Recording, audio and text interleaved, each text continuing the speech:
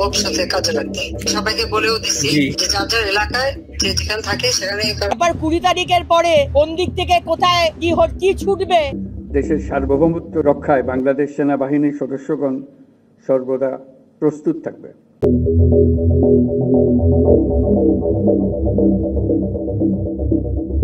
এবার আলোচনায় 20 জানুয়ারি, তো কি হতে চলেছে 20 তারিখে?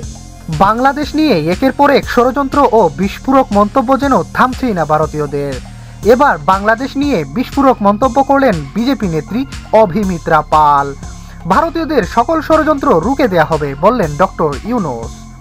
20 জানুয়ারি অথবা তারপরে হাসিনাকে বাংলাদেশে পাঠিয়ে আবারও ভারতীয় এজেন্ডা বাস্তবায়নের চেষ্টা।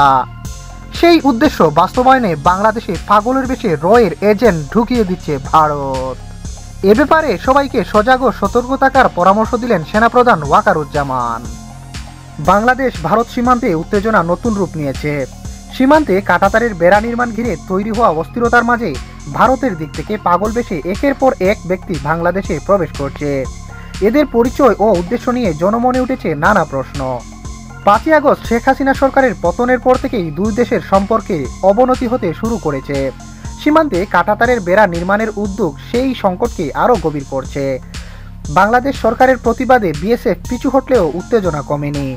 সম্প্রতি ভারতের দিক থেকে আসা পাগলবেশী ব্যক্তিদের দেখা যাচ্ছে সীমান্ত এলাকায়।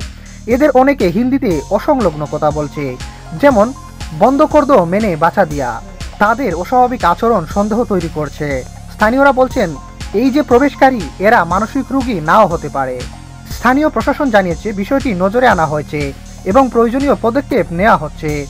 বিজিবি ও স্থানীয় প্রশাসন এই পরিস্থিতি পর্যবেক্ষণ করছে। তবে ভারতীয় এই ব্যক্তিদের বাংলাদেশে প্রবেশের আসল কারণ নিয়ে আলোচনা থেমে নেই। বিশ্লেষকরা মনে করছেন এটি কেবল সীমান্ত উত্তেজনারই অংশ নয়, এর পেছনে গভীর কোনো ষড়যন্ত্র হতে পারে। তাদের ব্যবহৃত ভাষা, পোশাক ও আচরণ খতিয়ে দেখলে স্পষ্ট বিষয়টি সাধারণ নয়। জনমনে এখন একটাই প্রশ্ন, এরা কারা এবং তাদের আসল উদ্দেশ্য কি? এরা কি তবে 20 জানুয়ারি তাদের উদ্দেশ্য বাস্তবায়নের জন্য এই দেশে আবারও আসছে?